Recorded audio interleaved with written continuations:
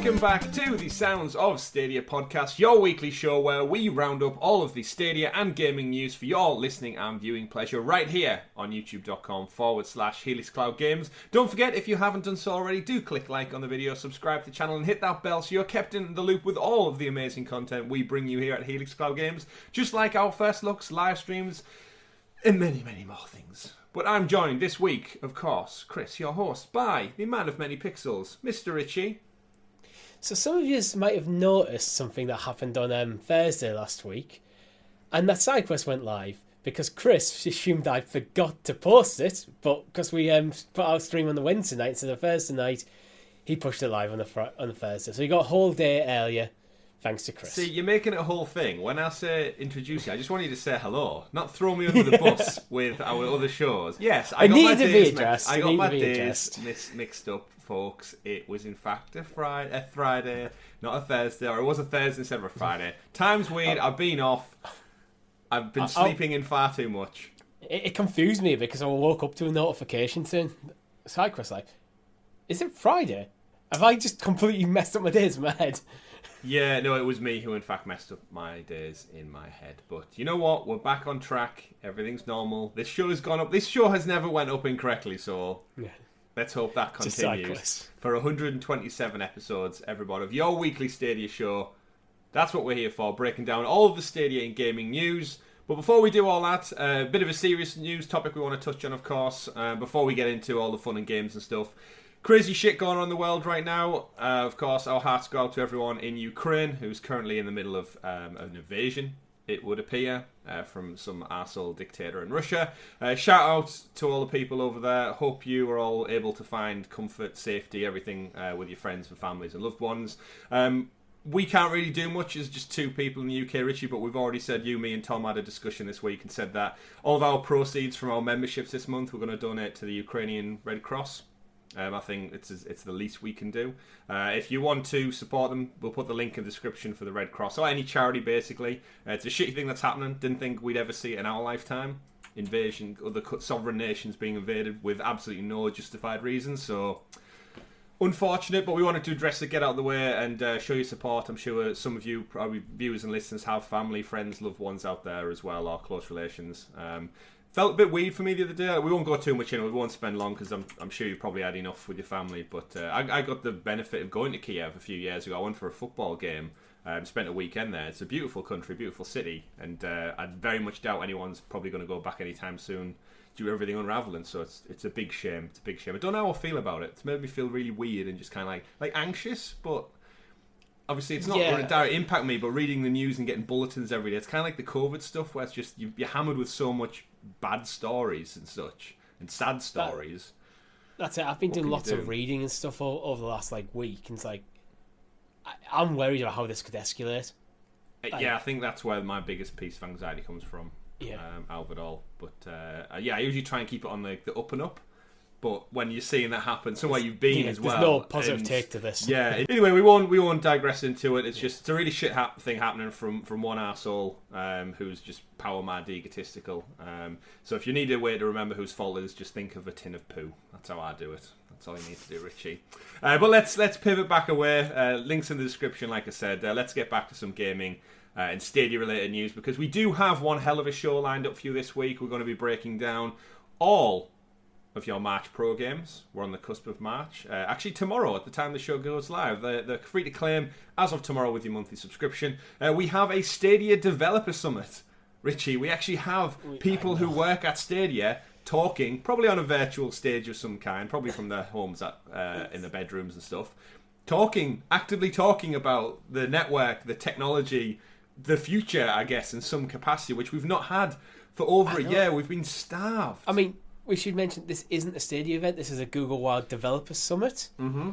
But Google for Games Developer Summit is the keynote.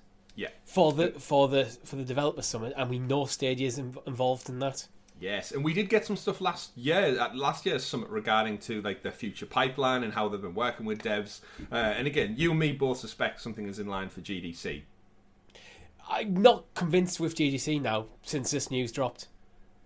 Okay. This could be what they were building to rather than GDC, Okay. but Maybe. We'll see. They're both so closely that I think they're like a week and a half apart, so we will see. We'll see. We'll get into that, of course, in the news. We've got all the Ubisoft updates. There's a couple of roadmaps came out for content, price cuts on content that's not even out yet, so pre-order discounts, and a bunch more things. Games that have been rated for Stadia, games that have been announced that we think may come, and we may have found a little scoop of a video game relating to the Dev Summit that actually might be coming to the platform this year. So we'll break into that. We'll get into all of it. But before we do, Richie, this week, tell myself and our lovely audience what you've been playing. What you've been getting up to in your life of the games.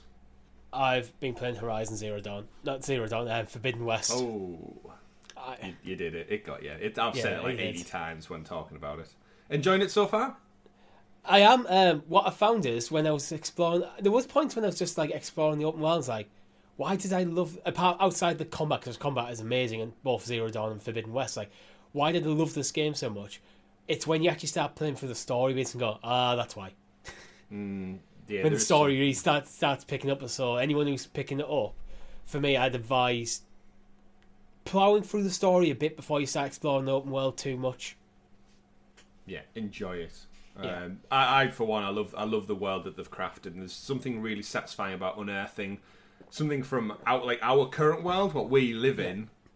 What would it look like if it was discovered like thousands of years later, hundreds of years later, detached from any knowledge of what it is? It reminds me of the Little Mermaid when she has like the fork and everything she has underwater. She thinks is something else, and she thinks it's a comb, and and you get all these funny references when it's like, "Ha, you fool! It's a fork."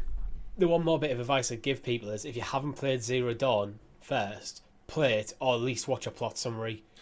Yes. Because the game assumes that you've played Zero Dawn. Yeah, it does a good job of kind of recapping in the initial opening, but you just miss. But there's characters you meet, and she's like, "Oh, it's you again." It's like, and sometimes it took me a while to like, "Oh, that's guy. That guy. That's that person." Yeah, I would agree. I've listened to a few kind of gaming journalists talk about it, and a lot of them said they hadn't finished the first one, and I thought, "Oh, you're missing so much," and then criticised Aloy's character for why she's doing things a certain way, and I'm like, the whole reason is in the first game.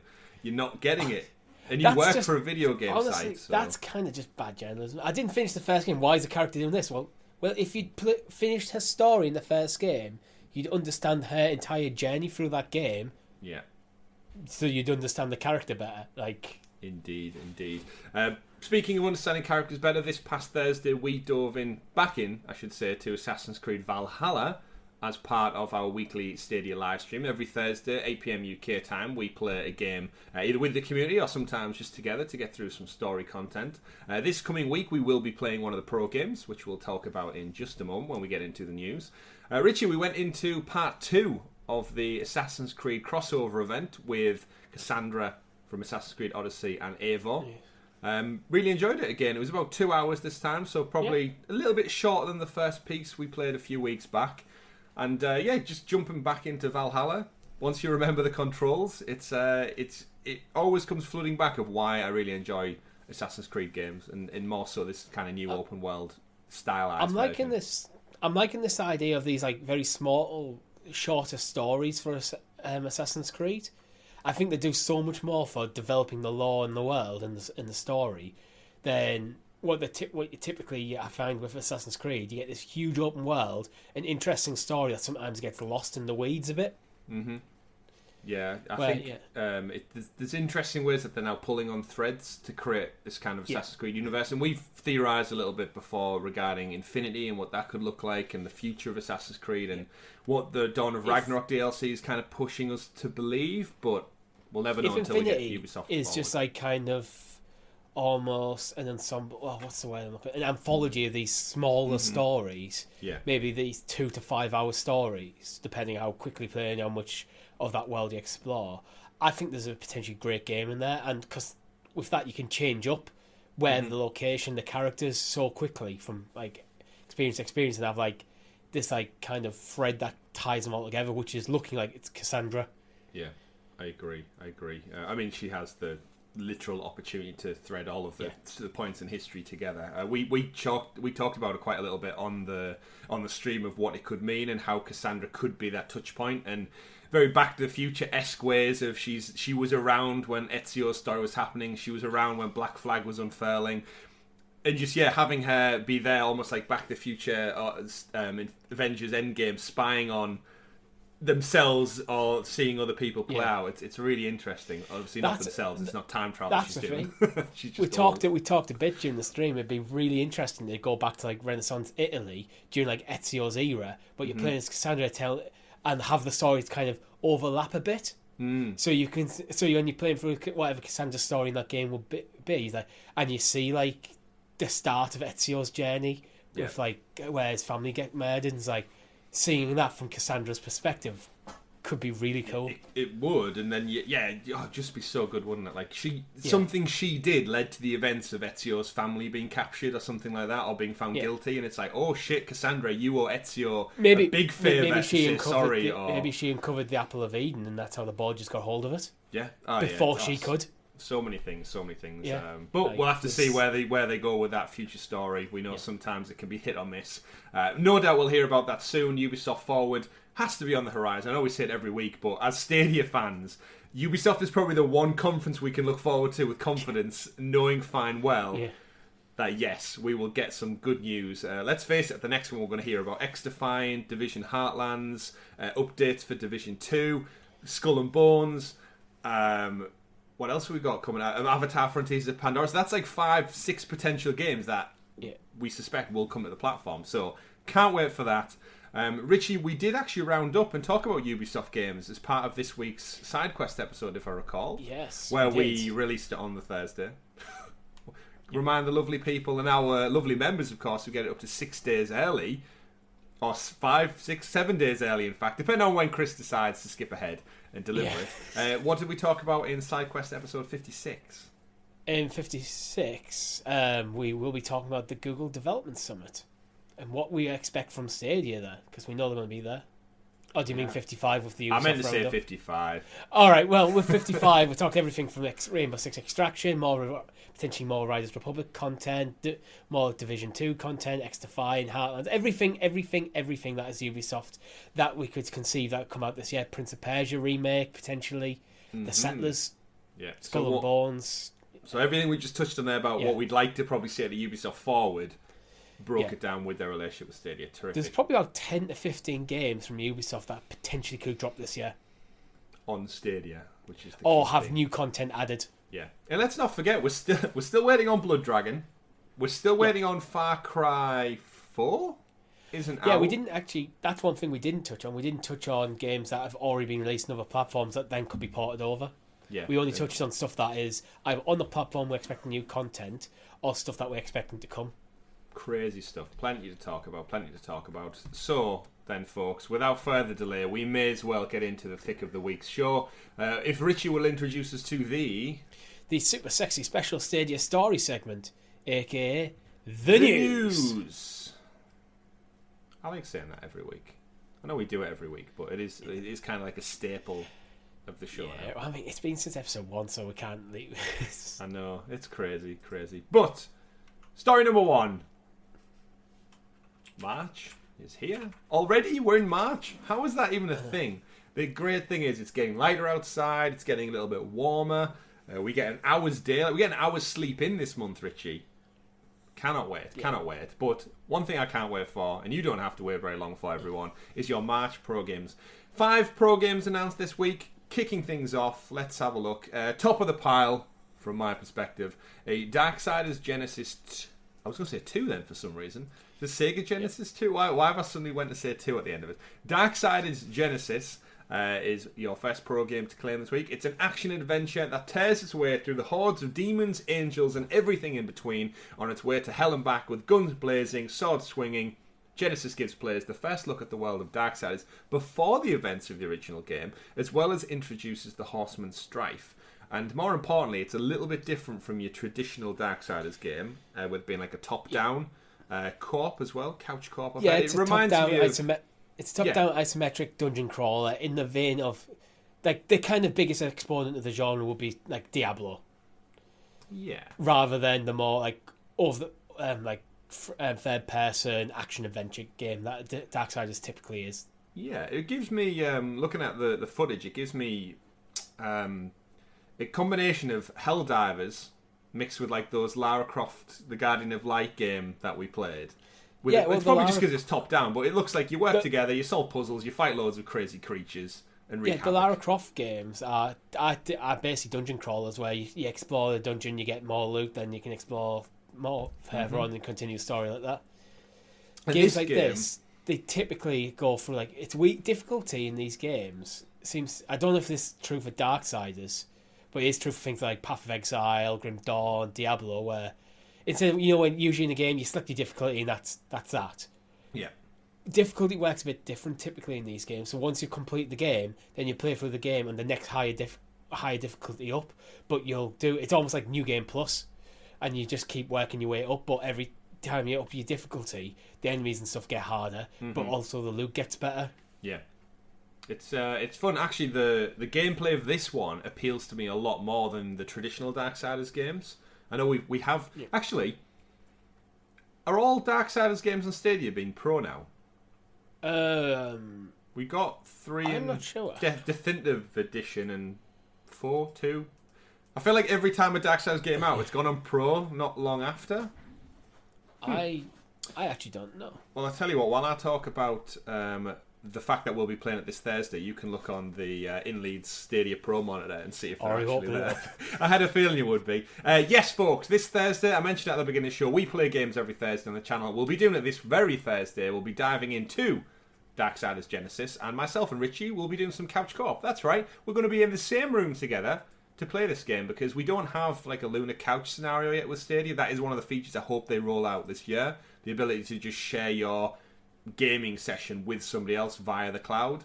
Lunar couch works fantastically from what I've seen. So, but until we can do that, Richie, I'm going to have to drag your ass around my house, sit you down right here alongside me. I'll make space, I'll scooch along, and we'll jump into Darksiders Genesis. So join us this Thursday, 8 PM, as we play through this lovely little action-adventure top-down game. Where are we at on the Darksiders catalog? I'm just looking through the Pro InLead's Stadia Pro game monitor now, and I so far haven't seen any of the Darksiders games. We definitely have them, because I remember claiming them and then thinking I'm probably never going to play this, unfortunately. In the midst of all the other games I've got. Darksiders 2 Definitive Edition was a pro game in September 2021, and I believe is no longer claimable. Darksiders 3 was January 2022 and is still claimable. Huh. That's so soon. I would not have guessed. We need to do a quiz with our audience one time. We do the Stadia Scope game. When did it come to him? Just was it ever? I feel like you could tell me games now and I don't think I'd remember if they were on pro or not. So we'll figure that out. And that's it for Darksiders games on the platform, I think. Just those two and then this one. Either way, we digress. Darksiders Genesis, claim it tomorrow. Go have fun. Second up, keeping with monsters and creepy things, we have Dawn of the Monsters from Way Forward. This game actually is landing day and date, so if you're excited for this game, if you want to play on any platform, why buy it when you can just claim it as part of Stadia Pro? Dawn of the Monsters, mysterious creatures known as the Nilfenmin, I can't say that wrong, have invaded Earth, and the only thing that can stop them is Dawn, the Defense Alliance worldwide network. Consider yourself the last line of defense as you play as 4 hulking behemoths, Megadon, Aegis Prime, Tempest Galahad, and Ganira, and destroy global cities based on real-world locations. Basically, Richie, it's a beat-em-up fighting game featuring monsters. Yep, giant kaiju, and you play as giant things that destroy them. So giant Power if you're into your side-scrolling beat-em-ups, then this one's probably for you. Is it side-scrolling beat-em-up, or is it fighty game like 1 versus 1? I think it's a side-scrolling beat-em-up. I always thought the trailer made it look as though it was going to be like a... I might be wrong. Mortal Kombat. I'm thinking something like maybe something like Streets of Rage, where you kind of like the level split into segments. So you defeat all the enemies in a segment, then move on. Or Golden Axe, that was a game. That was a good game. Well, we'll find out soon. Of course, game is going live on multiple platforms, but you can claim it free with Pro. Dawn of the Monsters. as your second pro game of the month. Now, interesting one we've got up next. We've got Adam Wolfe, which, to read the description, Adam Wolfe, step into the shoes of Adam Wolfe, investigator of the supernatural. Driven by your sister's mysterious disappearance, you'll take them to the brooding streets of San Francisco, where crime and paranormal occurrences intertwine in dark corners. Solving one mystery after another, you'll unravel a larger conspiracy that could lead to your missing sibling. However, one wrong turn and you could end up even darker in the abyss. Now, this one's interesting for multiple reasons, Richie. One, it's coming to the platform, so it's a new game. It got rated, I think, immediately after it was announced. Oddly enough, though, it's a mobile game. Yeah, it's on Steam as well. It originally launched in 2016, but this is one that I just don't understand. I don't understand why this is coming to Stadia. Because it's designed for things like touch control, so I think... Touch input? I don't know, I just don't think the power of the cloud elevates this game in any way. It just feels like if you're interested in this game, you can just play it on your phone anyway. So the only benefit I could see is if you want to play on TV with control, then occasionally switch over. But I don't know, it's just a weird one. Oh, turn the volume up on the game. Yeah, I have it here to go right now. I thought I'll download it. It's very much like a point and click adventure. It's kind of like if you took the Darkside Detective stories. You've got a bit more movement in terms of going around. It makes it very interactive, almost like cutscene panels come across. You have weapons and stuff to do. But yeah, there's a body. You click on the body. Question mark shows up. Yeah. He's burned this man alive. I have to stop him. And then you click a panel and it zooms in a little bit on the crime scene. But yeah, again, unless the game's coming to Stadia with touch input, I'm curious to see. It's rated okay. Generally positive, very positive on Steam. Metacritic has a 6.1 user score. I don't know, it just seems an odd one at a game that is already pretty much accessible wherever you want it because it's a mobile game. Being on Stadia, I don't know. It seems like a bit of an odd one, just for, like you said, for the sake of having it on Pro. It seems like one of the cheapest. I can see where the developers. Oh yeah. From the developers, you're putting this in the hands of new people who probably wouldn't have touched it on the phone, because I don't play games on my phone at all. The only games I play is Stadia, so targeting someone like me is not a bad idea. But I just don't. If I wanted to play this game, I could already play it on my phone, so I don't know. It's weird. Yeah, all I can imagine is the developers maybe made the mobile games or made the Steam game, and they're looking to branch out their knowledge, their skill set, and possibly they might have another game in the works, and this is the kind of test bed for it. But I'm interested. I think the difference will be is if it has touch input, and then it's kind of like, okay, you just utilising touch input with the type of game it is. I feel like this game is one where it needs direct touch. I mean, because it's on Steam, I'm assuming the control is going to work absolutely fine without it. But because it seems to be developed for mobile primarily, touch input's the way to go for me on a game like this. Well, won't have long to wait to find out. It does actually look quite interesting, the story of it. I like the art style. Did it cost to download? It was free, and then episode 1 is free. So we should probably point out episode 1's free, the others charged. It's £8 or something for the full game. Which again, I guess if I want to play it, it's there as pro. But yes, it's episodic, but they're all there in one. So it's taking a Telltale approach. It actually is quite stylized in a similar way to the Wolf Among Us is, which is ironic because Wolf's in the title. But we digress. So that's your third game for the month. Next up, we've got one for the family. Race with Ryan Road Trip Deluxe Edition is coming to Stadia. Join Ryan and his friends on the open road as they tour across America from Route 66 to Icyland, which I didn't realise was in America. Speed towards glory in career mode or rally, 2 to 4 speeds and complete bragging rights.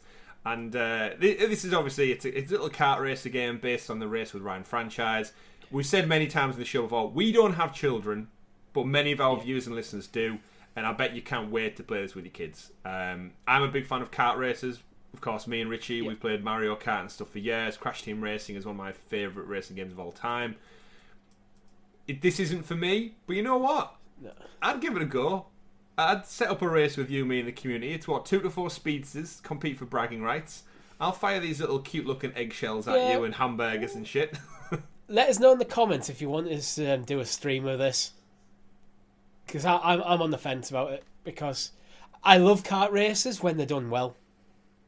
I'm not convinced until I get my hands on this that it will be done well. I mean, kart races don't take that much. I've seen people make kart races in Dreams. Sometimes I've they seen just people... sometimes they just come across very bland and dull.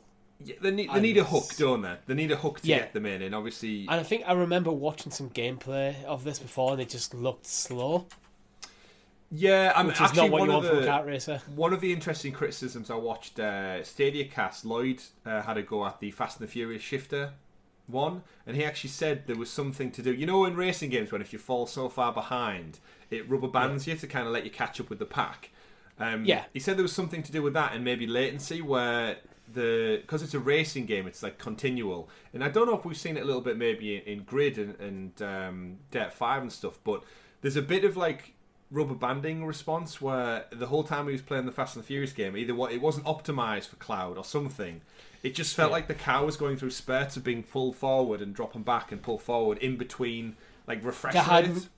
Hadn't refined that rubber banding. It's not like Mario Kart where everyone knows there's rubber banding in there, but it doesn't feel like it at times. It's just, you know it's there, but it doesn't affect how you feel like you're playing the game. Yeah, I don't know if it was the game or it was like something to do with cloud and relating to that. Yeah. But either way, it's a nice little kart racer. I want more kart racers on the platform. Ideally, I want Crash Team Racing, but now Microsoft own that. That's probably an absolute dream down the well.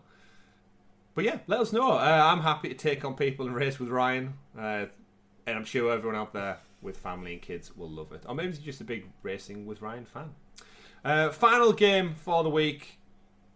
Rounding out our 5, we have Darkwood. So pivoting from Racing with Ryan, a lovely, colourful, very different games here, to Darkwood, a new perspective on survival horror. Scavenge and explore a rich, ever-changing, free-roam world by day, then hunker down in your hideout and pray for the morning light by night. Of course, this is a top-down horror survival game with a very similar art style to Valiant Hearts or Child of Light from Ubisoft, actually, Richie. That's the vibe I get from this. Of course, it's a horror game rather than a... I disagree with Child of Light. I think the art style is very different. I just mean like the aesthetics of like the colour palette and the style of the actual drawings, not so much the art style. I can't think of it straight right now. Either way, it's a top-down horror game. And usually horror games you either get a first-person perspective or a third-person. Top-down's an interesting one. But we were quite both curious of this game when it came out. The problem I think we had is as with most of these games on Pro, I haven't bought any of them because I always just think if I wait, it'll come to Pro. And it's kind of proven right same once for me. again. It's like, well, when a small title comes to Stadia, it feels like it's going to end up on Pro unless it's a Ubisoft title. Mm-hmm. So, and then, I've had plenty of other stuff to play to keep me busy, so my interests kind of, when it came out, this is an interesting concept, and then moved on. And largely forgot about it, to be honest, till now. But, and then that's when you go, is it already on Stadia? Yes, it is. Yeah. But that is it. That is your 5 Pro games for March. Do let us know in the comments below if you're happy with this month, you're not happy with this month, what you could think. Richie, overall feeling on these 5 games for the month of March? Is it a good month, bad month, average? Where are you sitting with this one? I'm personally, for me, because I think this is very subjective, there's a massive scope of games here. I think this is a month, it's on the lower side for me. I'm not particularly that hot on any of the games, to be honest. For me, either Darkwood or Darksiders Genesis are the pick of the bunch. But there again, they've been on the platform for quite a while and I've chosen not to buy either of them. So they're not like standout games. Yeah, I would agree with that. I think as well the perspective of what games I've currently got in my backlog as well is probably maybe pushing this down a bit. Yeah. When I know I've got Horizon to play, I've still got 2 Pokemon games to play. Kena, Bridge of Spirits. I've got half an eye on Elden Ring, Kena, Bridge of Spirits. It's kind of like I'm looking at them and going, I don't have time for these games right now, unfortunately. Yeah, and I don't blame you. I feel exactly the same. To me, this is a bit of a flat month. I think Darksiders Genesis is by far the standout, but even then, that's an older game that's been available for quite some time. There's nothing that's going to turn my head. Would have been great if we got maybe like Witch Queen DLC for free this year to line up with Stadia being free to play. Destiny 2, being free to play. We've got Valhalla. That'd be indisputed awesome month. Yeah, immediately by that. We've got Valhalla free to play weekend just happened. We're going to get onto some news relating to Valhalla soon, but I feel like there's something they could have maybe done this month around that. And this potentially, I'm sure a lot of people at home are probably wondering the same thing. Like, is this what Pro is basically going to be? It's going to thicken out a catalogue, but you're not really going to see that much great. Yeah, I think they're in the risk of sometimes going quantity over quality at the moment. Because these are all probably perfectly serviceable games, but none of them have jumped out to me and gone, oh, I'm really interested to the point where I want to play. Yeah, completely. And in a world where I have, like you said, Horizon Forbidden West sat right there, I've got Gran Turismo 7 coming out in a week. I've got a back catalogue. I've got Valhalla Dawn of Ragnarok to come as well. There's just so much time-consuming games I could delve into that offer me, unfortunately, a bit more than Dawn of Monsters, which might be like an hour or two tops. Ryan's road I still trip. think you should look at Pokemon Arceus if you can pick it up on the cheap. Yeah, I've also just finished like 2 back-to-back. Well, actually, I haven't. I finished 1.5 because you reminded me I hadn't finished Sword when I thought I had. Yeah. So we'll get back to that. But that is your Pro games. As I said, let us know in the comments below what your take is of this month's Pro, because we'd love to hear your thoughts and opinions. Moving on, story number 2. We have, Richie, as we alluded to at the top of the show, a Google Developer Summit. Google for Games specifically.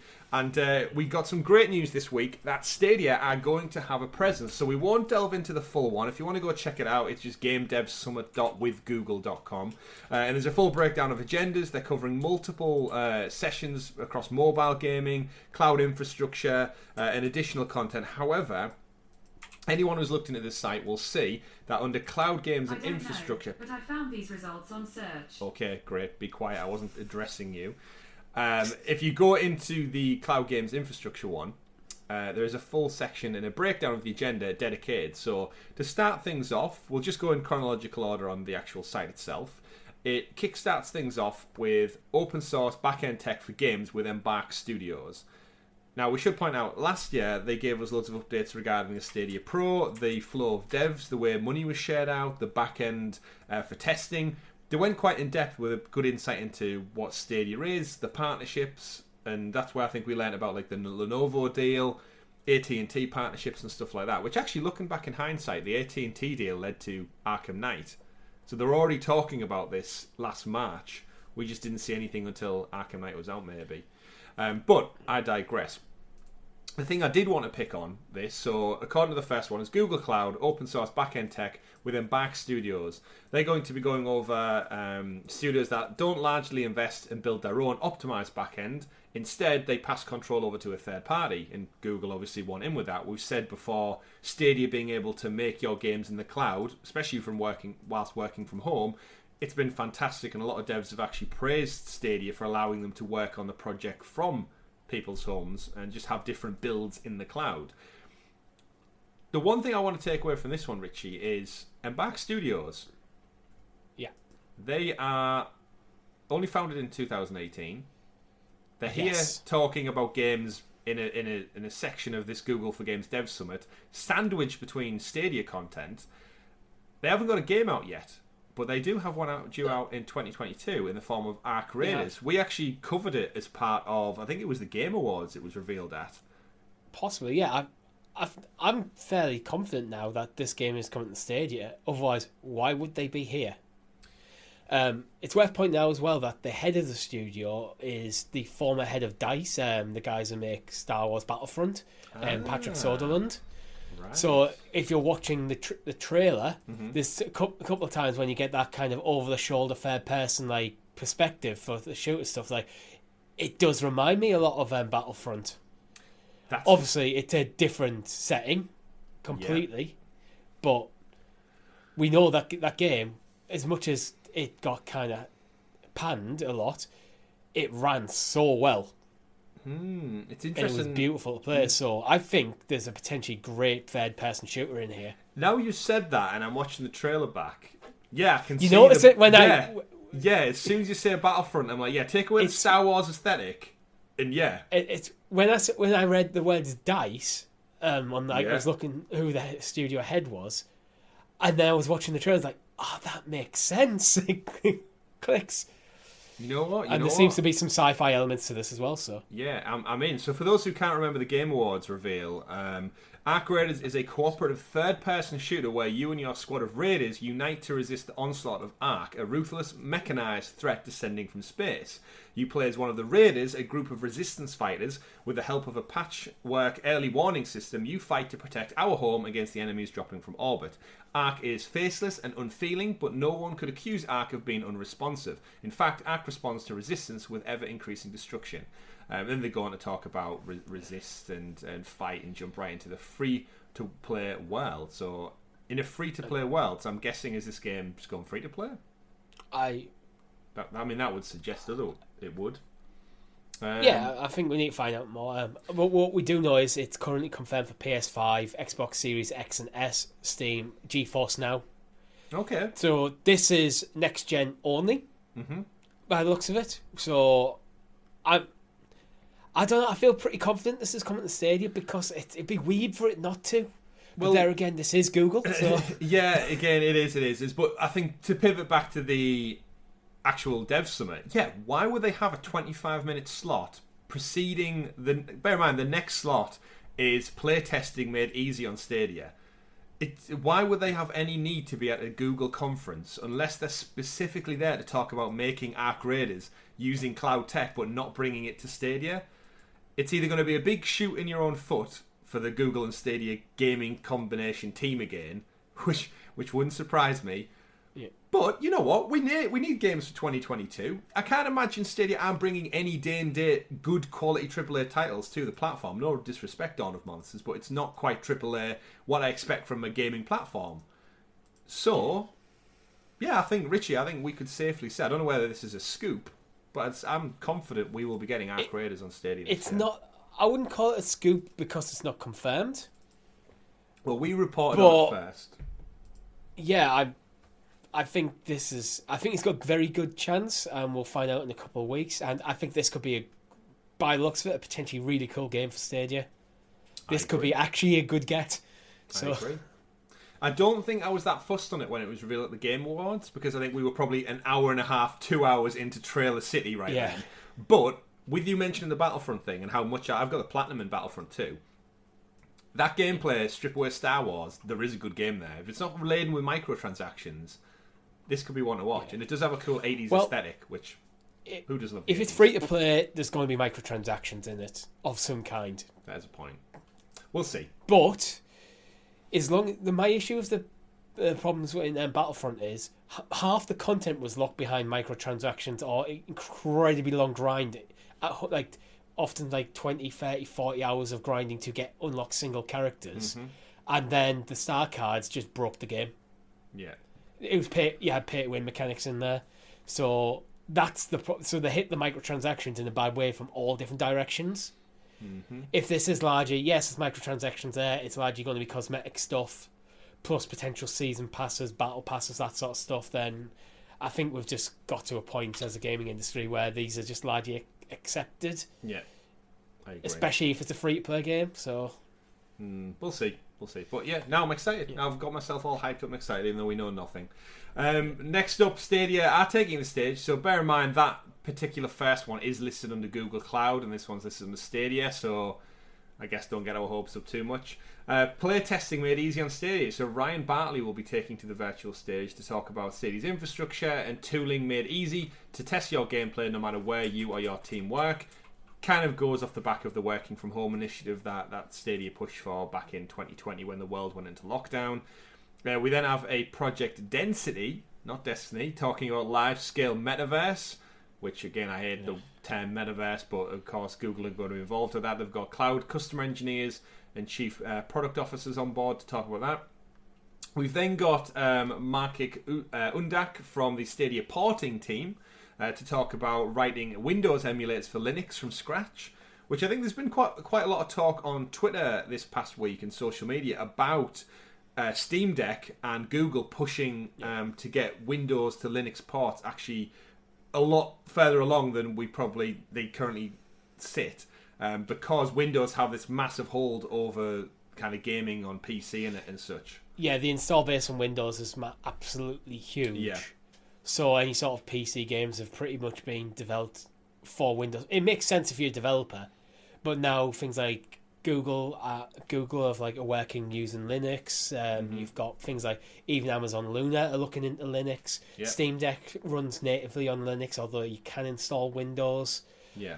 There is a bit of a push, I think, because Linux being open source, that you remove the licensing fees, which theoretically can make things cheaper, but in practice, I think it just makes things more profitable. Yeah. Again, it's interesting to see all these other... Because, again, Amazon Luna runs off Windows predominantly, or Microsoft. Which...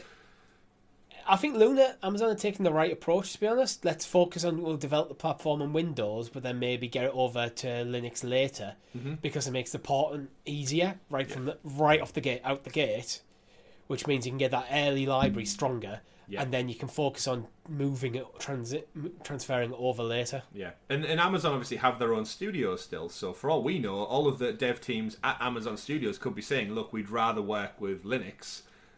All this, it's open source, and we know Google, Android, they are literally the massive creators of open source, large scale platforms, and you don't have to have Microsoft Edge.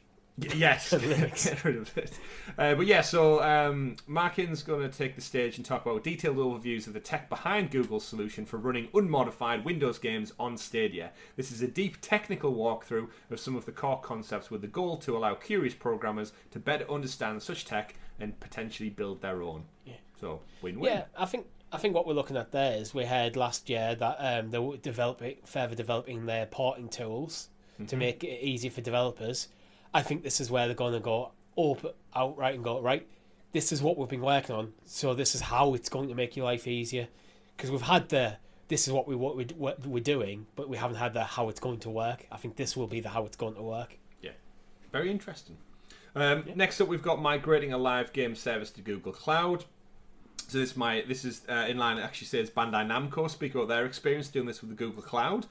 Can't really think what Bandai Namco games utilize the cloud that much. Pac-Man? Dragon Ball Xenoverse? Maybe. Yeah, Little Nightmares certainly didn't. Yeah, I'm trying to think. In my mind, I picture like these big, vast games when they talk about live service. But actually, I guess, Dragon Ball Xenoverse is an MMO. So it's got that persistent shared world. So that's where they're probably harnessing it. True. So they're going to talking about that. We've then got Stadia Adventures in slow server code on Unity. This will be Scott Wardle, technical solutions engineer, taking to the stage to talk about profiling, debug building performance, job managers, and getting the best compilers to work on a legacy Unity project called Stadia Adventure. Whatever that looks like. Do you think we're going to get a game called Stadia Adventure? Is this Worm Game, Richie? Worm Game Stadia, Stadia Adventure? It's about time, you cowards. Bring out Worm Game. It's probably going to be like a little daft internal game to demonstrate tools and procedures and stuff. So check out Scott Wardle's content on that. We've then got successfully launching and streaming a data pipeline. We know last year they spoke about the pipeline from start to finish for devs, what it looks like, streamlining it, getting things verified and stuff. So they're going to talk about that a bit more. Another Stadia one following that, we've got Piers Gimmig and Michael Antilla, both software engineers, talking about profiling on Stadia.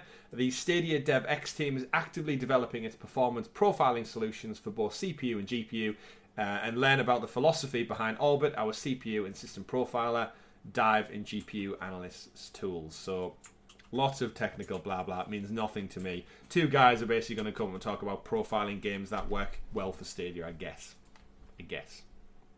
And then finally, building an in-game currency platform to run, and then an open chat about open source toxicity detection framework from Dan and Patrick.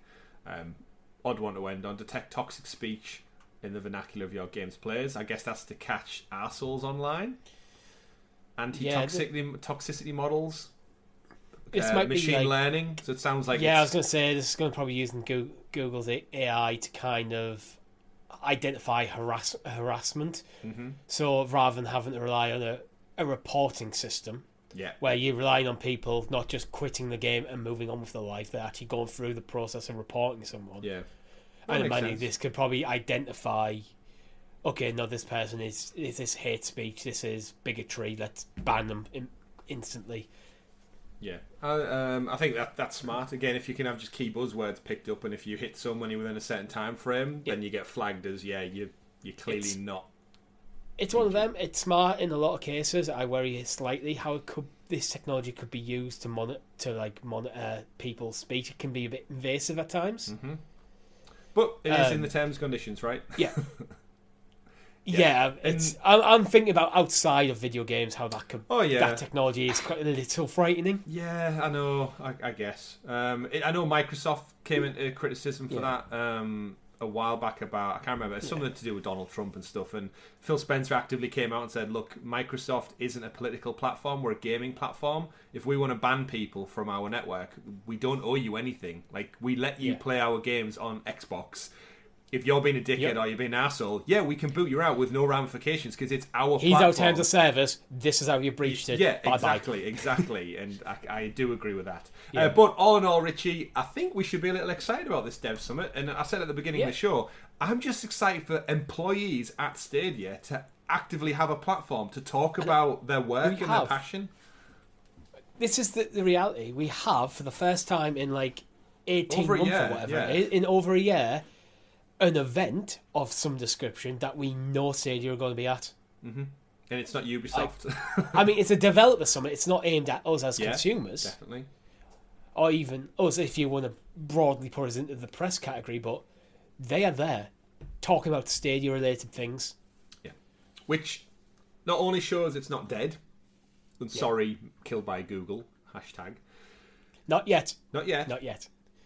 But at the same time, they're still planning for the future. They're talking to devs who, we said a few shows back, I think, if you're making a game that's probably not going to be out in 2 or 3 years, then why is Stadia still courting developers if they don't plan to have games coming out over the next few years?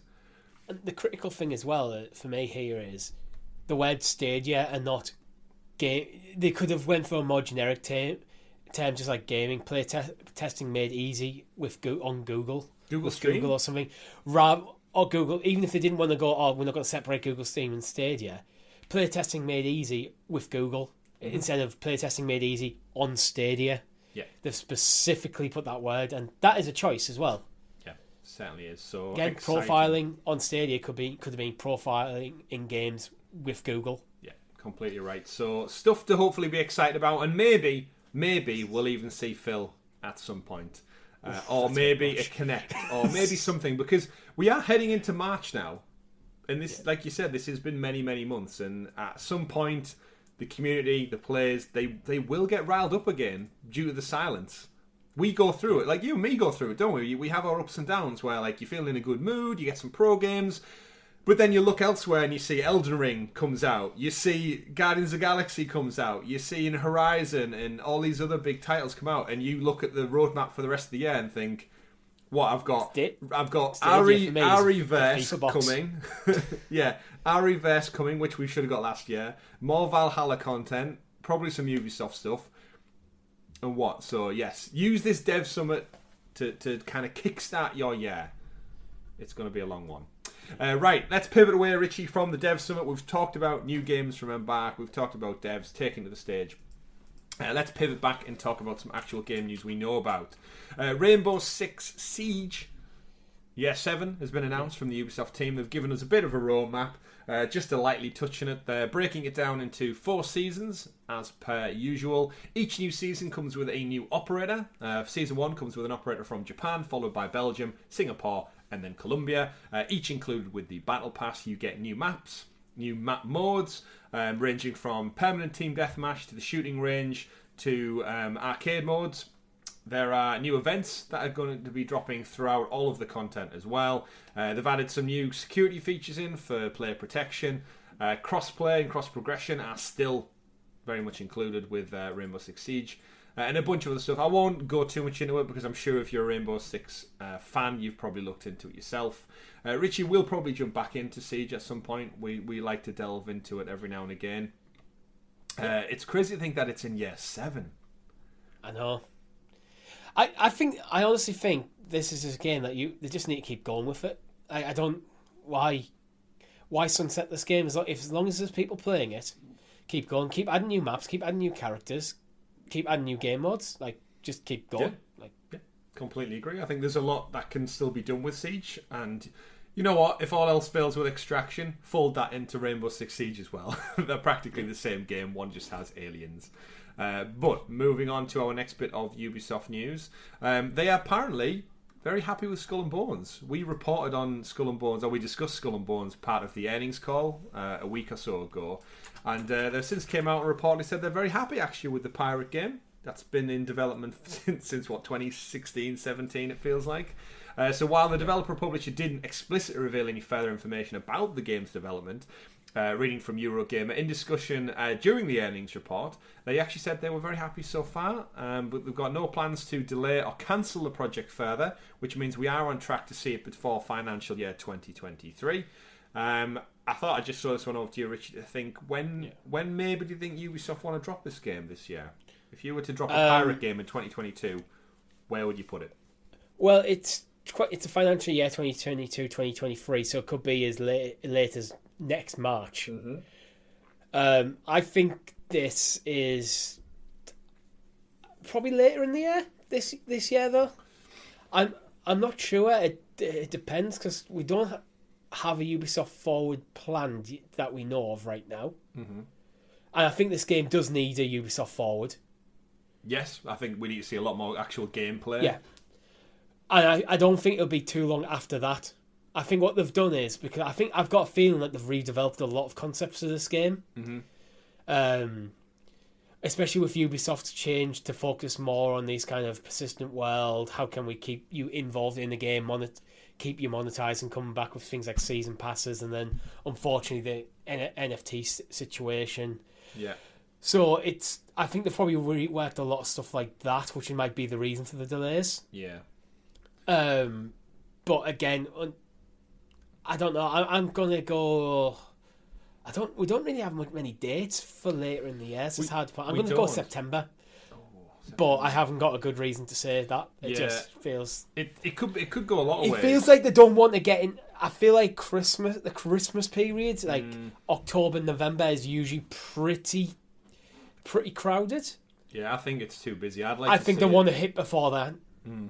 I don't think this game will, summer would be good. Yeah, I just think it needs its sea legs, funnily enough, to actually get an audience rather than be overwashed by, like you said, the busy period that is Christmas. Yeah, it depends if we get Ubisoft Forward before E3. Yeah. If we get one before E3, I think the summer. If we don't get one before E3, I think it's autumn. Yeah, because we do know Ubisoft know that they never scare away from sabotaging their own games. We saw that with the release of Watch Dogs, Immortals, and Assassin's Creed, all at the same, all within like a month of each other. So it's interesting. Are they going to drop like Division 2 content, Assassin's Creed content, Skull and Bones, sandwiched between Tom Clancy's Heartlands and X-Defiant, and then it starts to get really muddy with I know different genres and stuff. But I really think the more I think about it, the more I'm convinced that this game needs a Ubisoft Forward, because there's a lot of stuff we need to know. We need to know basically more about the gameplay. What sort of, is it going to be a strong narrative? Is it just going to be whatever? We need to know about the monetization. How much is it going to cost? Yeah. What the season passes and stuff like going to look like? We just don't know enough about what the game is.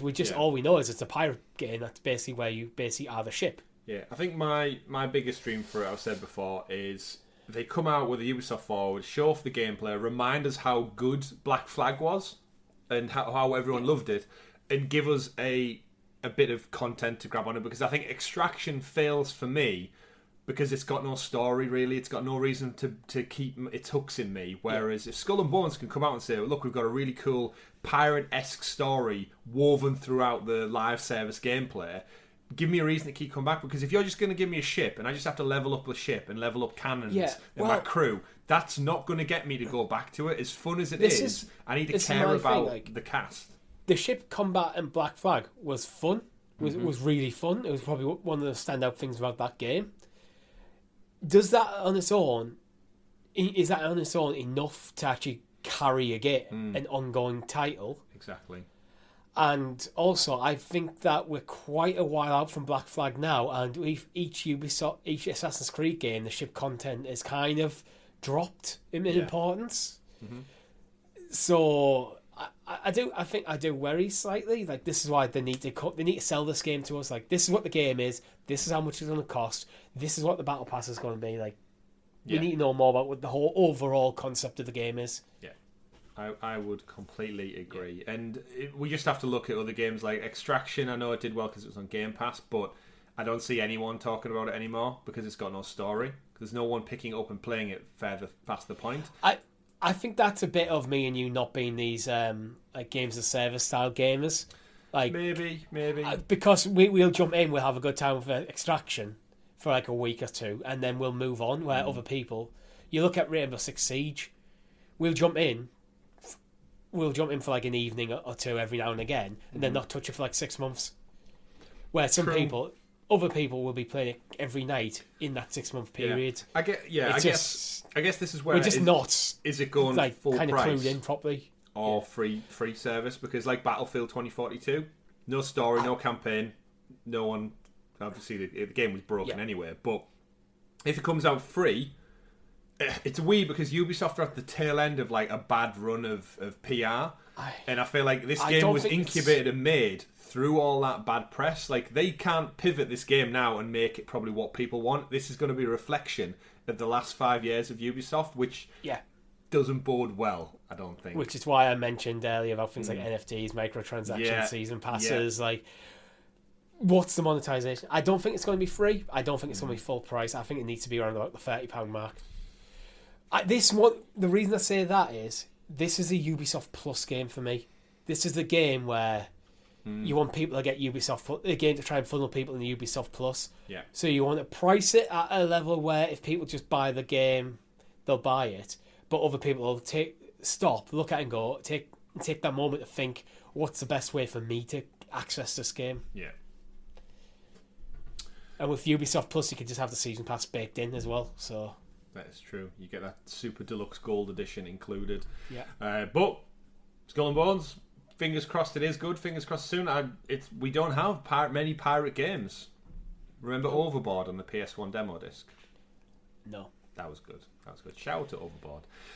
Moving on to the Ubisoft news, we've got some nice quick ones here for you, ladies and gentlemen. Dawn of Ragnarok, of course, comes out in March, so you don't have too long to wait until this massive 40-hour expansion comes to Valhalla. However, if you are playing on Stadia, you can head over and pre-order it right now as part of Pro with a discount. That's right, the usually £40, €40, whatever your local currency price tag is, has seen a massive discount. So, Richie, if you're living in the EU, you can pick it up for €23.99.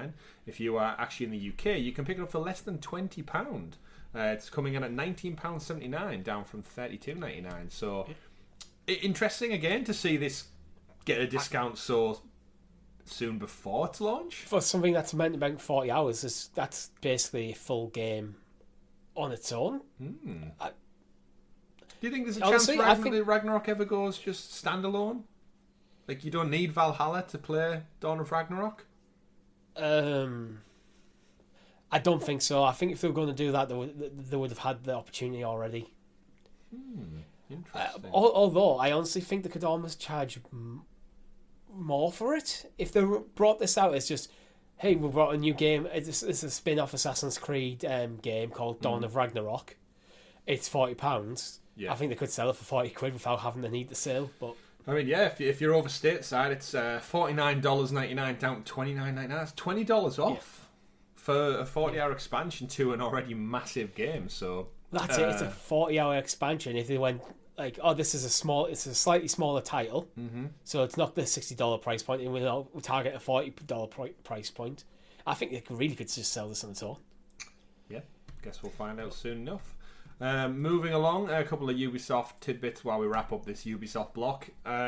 Just Dance 2020 is no longer available on Stadia or any other platforms, as far as we're aware. It looks like the music licensing deal is up for that particular iteration of the Just Dance games. We should point out it's never been on Ubisoft Plus, so we've always said, I think, Richie, due to music licenses, it's probably not going to appear on the subscription service. That's the assumption we've always made. And as with most older games, one of the stumbling blocks usually is the music licensing, because games were made many, many years ago before... is it DMRC is the thing that broke Apple Music as well? Yeah, I think so. Where you needed a certain license, and then people were like, well, that's not fair. If I buy it on iTunes, I own the music. I lease the music. You shouldn't be beholden to keeping it on an Apple device. And then it was all broken. I think in the way 2015. things are kind of settled down now is the license tends to be for selling it. So if you have Just Dance 2020, it's similar to the Football Manager situation. You still have it. Yeah.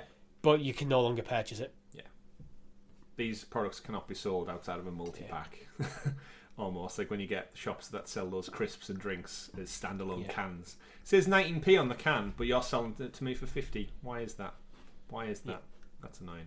Anyway, final bit of Ubisoft news. Rainbow Six Extraction, which I know I've just basically ripped apart for the last 20 minutes, is also having its Fest event. The spillover event from Rainbow Six Extraction was teased as a crisis event for a limited time. It's now live. In the shooter's first and free post-launch content drop, operators must plant a dissolution agent canister to wipe out colonies of alien sprawl.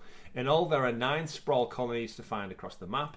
As you may expect, the mission requires stealth, strategy, and oodles of patience, and planting all 9 canisters is no easy feat. You'll routinely be attacked by a swarm of angry Archeans. And the event also introduces a new old favourite from the roster, Grom. Of course, anyone who plays Rainbow Six Siege, you'll remember Grom. And he's a new member to the React team. He comes with an auto-deployable turret that automatically targets the aliens and rewards you for getting through. And again, to double down on it, Richie, this is my problem with Extraction. Great, you've brought over another operator, but it just sounds like it's a game mode that is just more of the same. Yeah. I don't know who Grom is. I don't really care about this React team. The Archeans, I don't know where they came from, what they're doing, other than like that intro you get when you start the game. Again, super fun game. Have a great time every time I play it. Just this... no reason to go back. There really isn't for me. Sorry. Yeah, it's just one of them games where it's all about the gameplay. So if you're into the gameplay and it's like you love that loop, it's the same. I think it's the same sort of mentality as well. People play things like Fortnite and Warzone and stuff like every night. It's like they're not doing it for the lore. They're doing it because they're just that's their style game. They love that gameplay loop. True. I think sometimes it's an age like thing as the well. Interaction. Me and you are quite similar. We like that interaction between story and gameplay to drive us through the experience rather than just gameplay. Well, I can get away with just story in smaller titles, but I'd love to know what our audience think, because our audience are predominantly the similar age to us, and I think it does sometimes come down to like prioritizing time in your life. And I think back at 20-year-old Chris, who's just got college 5 days a week and a lot of free time, would quite happily sit there. But now I like picking up with like you and me when we go out for a beer and say like, oh, where you're at in Horizon, what chapter, what story have you just done, what mission have you just done? Whereas if we played Extraction, it would be, oh yeah, I got top score last night in 3 raids or something, and it just doesn't go anywhere. We did the thing before we started recording, where we sat down and you're trying to give out clues to try and so we can kind of sync up where we're at on Horizon without any spoilers. It's like, have you got the thing that lets you do this? Like, yeah, I got that. I've progressed a bit. It's like, all right, okay, I understand where you're at now. yeah, I've got it. But I do I still play FIFA, but I go through ebbs and flows. But I'm also a football fan, so it's a bit different with sports. You get that itch to go back to it. FIFA's one of them. I'll jump in for an hour or two while I've got a podcast or listen to a podcast or something. Weird. And let us know, everyone. Let us know at home. Are you still playing Extraction? What if you think it's got any future legs, or do you think it's dead in the water? Speaking of things that are dead, Richie, moving on to the next story, away from the Ubisoft news, how the House of the Dead remake has been officially rated for Stadia. Now, we actually... this was rumoured a while ago, because we definitely covered it on a show at some point. Yeah. But it does appear that the long-running rumour is true. Back in September, Stadia Source, our good friends Dan and Lee and the team over there, broke the news that it was rumoured it's going to be September remade. 2019 they broke that news. Yeah, I know. And there was another report last year, but either way, it's now been rated by ESRB, so the House of the Dead. It does look as here. Again, very interested to see how this is going to happen, because if anyone remembers out there, this was a light gun shooter from the arcades. Very fun light gun shooter. Don't know how I guess is it just going to be a first person shooter now? I don't know. It might just be you get the reticule and you just move that using your like point blank, which takes something a bit away from it. To be honest. This feels like it should be a VR game. I mean, them kind of arcade like gun style games I think are great for VR. Die Hard trilogy. Yeah, that was a great one for the light gun. But either way, hopefully we won't have to wait too much longer for that. One thing I'm hoping we do see some of, actually, this week there was an announcement from 2K as leaked. So over at Video Games Chronicle, apparently 2K have secured a Lego license for a range of sport games. And the first one coming up is a multi-partnership focusing on football, soccer. So a Lego game based on football, possibly in line with FIFA. It's then going to be followed up with an open-world Lego racing game. It's currently in development by a different studio. So just to break that down a bit more, football games coming from Sumo Digital, who just released the Little Big Planet, Sackboy's Big Adventure on PlayStation 5 and 4. So they're pivoting to making a football soccer game. The racing game is going to be in development by Visual Concepts, who are just about to put out WWE 2K 2022. Again, another quite interesting pivot for that. Yeah, agreed. And apparently further, there is a deal to continue making other games under the Lego license. Now, that's not to be confused with Traveller's Tales, who've done many, many games for Lego in the past. So they're currently about to put out the Lego Skywalker Saga. Yeah. They've done Harry Potter, Marvel Superheroes, amongst other things. But the Lego license isn't beholden to Traveller's Tales. So the Lego license obviously surpassed. Lego's a weird one because it works with so many IP and franchises, and yet it also is its own thing. Like Lego was around for many years before they started pivoting towards these. I think this is great. I'm very interested to see, like, again, Lego's Lego. It can be customized and tweaked to basically do anything. And as someone who was a massive fan of Lego races back in the day, I had it on PC. Yeah, this could be great. I'm down for a Lego football game.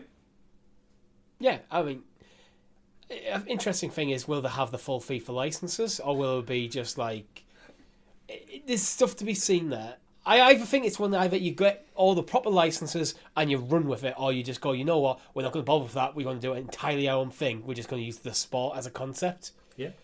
I mean, just I don't like Lego the whole people. It's the Pro Evo problem where I don't want to play as Tyneside Blacks or something weird like that. Blue, yeah. Yeah.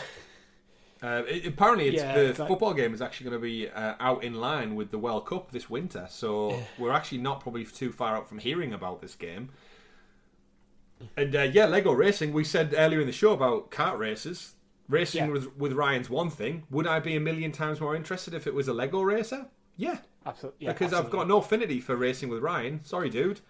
But with that customizability, let me make my Lego car. That was what was so good about Lego races. Completely build your own car. Yeah, make a pirate ship out of Lego and then put wheels on it, and it just steers the same as every other kart because it's just a kart racer and there's not really that much. That's a unique twist that a Lego Racers game can have that other kart racers don't. Other kart racers go, I can pick and choose out of a couple of different vehicles for my character. Lego Racers, let's just build one.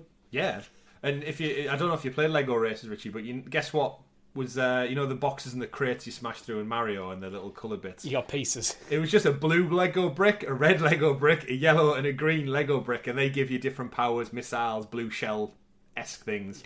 And following on from this story, there is apparently another third sports title in the works based on a major sports franchise. So throw it over to you, Richie. What is that big franchise? Are we talking NFL? Are we talking golf? Lego golf? It's 2K. Mm-hmm. So I'm leaning towards. I'm trying to remember. Basketball? Maybe basketball. Maybe WWE. WWE Lego. I mean, I'd take that as well. The Undertaker They've been and trying Lego, a bit to kind of get a more kid-friendly WWE game, so... You know what? The WWE Battlegrounds was terrible. So it can't be any worse if you give them all Lego skins, and like when you do get them in a chokehold, the head pops off. It's like sort of like Lego head, pop it back on. You get them in that's what I'm thinking. You could work that sort of comedy into it. Where I'm trying to think of like how would basketball lend itself to a bit more of Lego style comedy. That's what my tick is. Like I could imagine. What would the ball look like? Yeah, it's just a brick, an orange brick that doesn't bounce either because it's not rubber. Yeah, but Lego. It just sticks to the floor because of the little sticky up bits. WWE could be a good shout actually, because I could see like a Royal Rumble, you get through out the net and you just break into loads of pieces, or someone pins you and your leg comes off, and like loads of specials, and you can tag team and actually stack your Lego people on top of each other. You can see someone hop. I can see it in my mind now, like a Lego piece hopping across the ring to pick up his leg and put it back on. Yeah, walls of Jericho, your whole limbs come off. Yeah. Or you could almost picture the specials like The Rock's eyebrow. He pulls his arm off to do the people's elbow, and there's so much stuff. Yeah, I would definitely check them out. And again, it can't be worse than Battlegrounds. Whatever the gimmick, I want that game though. Yeah, so do I'm not a wrestling fan, but that sounds awesome. Give me a racing game. Give me a football game, like in line with like FIFA Street, maybe 5-a-side. I don't need it to be Manager Simulator or anything like that, or serious. But the reason we bring it up is because again, 2K have a relationship with Stadia as far as we're aware. So, and we've said for many years now, the Lego games would be awesome on Stadia. They really, really would. And I think this year I'm probably due for disappointment when Lego Star Wars comes out and it ain't here. But we'll know soon enough because it's coming in April. Only 2 months away now, Richie. Speaking of final stories of the week, things that have been announced but probably won't come. The teaser that Capcom were showing off this past week with the countdown. Some people thought it was Resident Evil. Some people thought it was something new maybe. It turned out that it was Street Fighter 6. It's been announced. They showed off a 30-second teaser with Ryu looking ripped as per usual. It's going to come later on this summer, running in the RE engine, the same as Resident Evil Village and Biohazard, which we have on Stadia. We haven't got many fighting games actually outside of Mortal Kombat from WB, annoyingly enough. And what do you think, Richie? Is this one coming to Stadia with its terribly generic logo, or? Oh yeah, I was going to bring up the logo. I was going to bring up Logo Gate actually.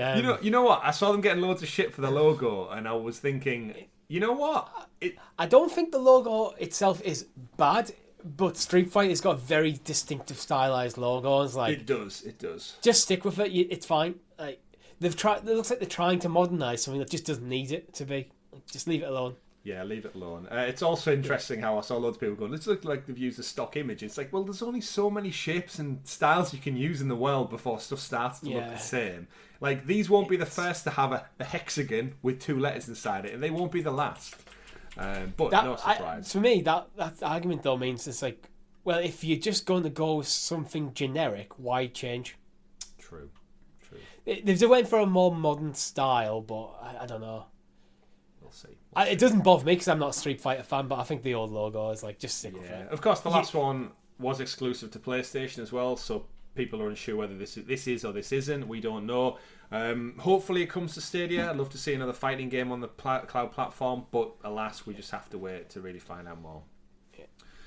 Final stories for the week then. Some really quick ones here. Chorus now has a demo, so anyone who didn't check out Chorus previous to Christmas, we have a first look up on the channel. I dived in and had about a 50 minute or hour look at the game from Deep Silver and Fish Labs. Really enjoyed it. Gameplay is super fun. The world's really interesting. Have I played any more of it? No, unfortunately. I think other big games came out. Very much if you ever want to just fly a starship and shoot stuff up, really good for that. And yeah, check out the demo. Will you be checking it out, Richie? I know you didn't buy the game. Probably not, honestly. It looks. I do like the look of the game, but I've just got too much to play at the moment. Yeah, it's just another thing added to your pile, isn't it? That is the problem. But you know what? If you're on the fence with it, there's no doubt some discounts coming off the back of the demo. Go check it out. It's available now. Again, very Star Wars inspired, I'd say. I think if you're that way inclined, you've got that itch to fly around in a starfighter. It's actually a shame it's not a Star Wars game, probably. But then again, everything can't be off a massive famous IP. Final story of the week. Well, actually, quick ones. There's quite a few, actually. Farming Simulator 2022. has its first DLC, the Antonio Carrera pack, which I think we always have this with Farming Sim DLC, that we have no clue about farming merchandise or machinery. So how are we to know what this actually is? It's the historic Italian manufacturer, apparently. Players will be able to purchase the pack separately. It brings you more machinery, specialised equipment, all the way from Italy. Versatile tractors, articulated reversible, quad-track flagship, the Mac 4R, Tony 10900 SR, TR, TTR, as well as the TTR 4000 and the Tiger Car 3200, Richie. What does that mean to you? Absolutely nothing. If you're into farming sim, cool, you get more stuff. Yeah, we'd have to get our friend Leon to talk about it, because I know he plays tons of Farming Simulator exclusively over on the Cloud Gaming Dad channel. Hours and hours, in fact. But yeah, this is lost to me. I love Farming Simulator for what it is, but unfortunately Antonio Carraro does not have a place in my heart. Final ones, EA Fallout, talking about EA FIFA. It may not be a Lego game, but apparently one of the FIFA directors has come out and actively now saying that it looks like this relationship with the 4 letters on the front of the box, or the branding. It's more than that, though, mate. Yeah, it is a little bit more than that. But it doesn't. It does actually look like FIFA may not be called FIFA when this actually license renews, because to come out actively, I'd say it's more than that. If they keep all the licenses for all the tournaments, all the players, all the stadiums, all that sort of stuff, the stuff that actually is the game, then it's just 4 letters in the box. Yeah.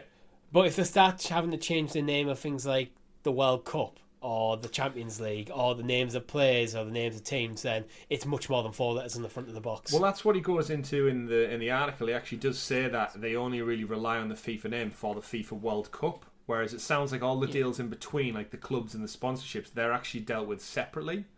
Yeah. So I mean, if they basically launched FIFA 23 as basically FIFA 22, but called it EA Sports Football 23, and everything else behind the scenes is fine, then fine.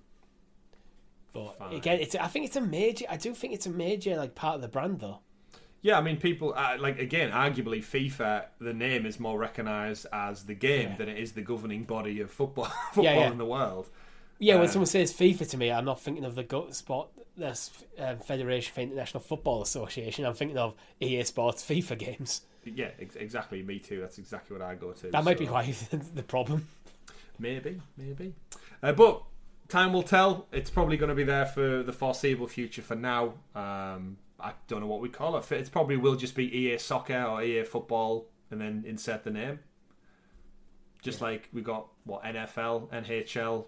It's just the sport. So why not? They've done it with other things, golf and such. So only time will tell. Final story of the week, we do have, of course, Destiny 2 Witch Queen is available now. Loads of people out there in our Discord server. We've got a special channel dedicated to Destiny 2. I've seen loads of people jump back in with Witch Queen, have a great time, and I think we just want to use this as a point to say, if you are actively playing Destiny 2, or you're a big Stadia gamer, or you're just like a like-minded individual like lots of our viewers, listeners, and we are, Richie, jump into our Discord. The link's in the description below. Join us, talk to us all day, every day about anything and everything, really. Yeah. But if you are a Destiny 2 fan, there is a dedicated channel for you to hook up with other people and plan in some raid time, I guess. Witch Queen expansion. I hear the Witch Queen is the best Destiny's ever been, so...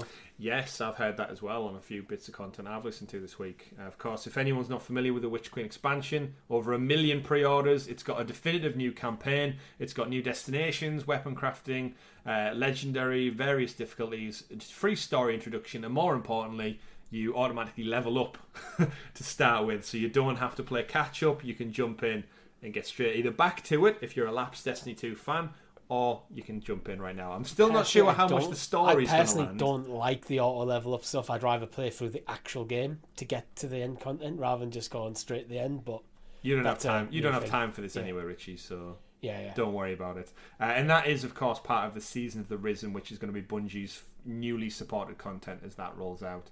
So very excited to see how Destiny 2's success continues. Wonder if we'll ever see a Stadia Destiny-related thing coming across.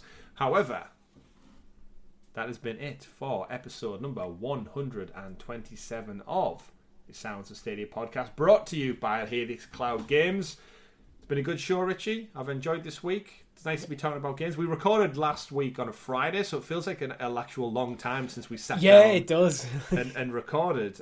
We've got another early episode recording this coming week because we're actually off, hopefully, to celebrate one Techie Teachers Stag Do next week. So we're recording ahead of time because I don't want to be hungover when I record episode 128. For anyone out there, feel free to tag and send at Adaxis LP his best wishes as he goes off and enjoys his final night of freedom, as they say, where we'll all no doubt be absolutely shit-faced from shots and drinking games and revelry and merriment. But that's next week. And until then, my name's been Chris. And I've been Richie. Don't forget to like, subscribe, hit that bell so you're kept in the loop with all the content we bring you here on Helix Cloud Games. Live streams, first looks, SideQuest, which our members get up to 6 days early unless I post it extra early. Richie, what are we talking about on this week's SideQuest? We're going to do a bit more discussion about the Google Dev Summit and what we can expect from Stadia there. We've touched on it a bit in this episode, but we think there's more we can look into. We're going to go deep. We can go deeper. So deep. That's what Tom said. And with that, folks, remember, play whatever makes you the happiest. Have a good week. See you all soon. Goodbye. Bye.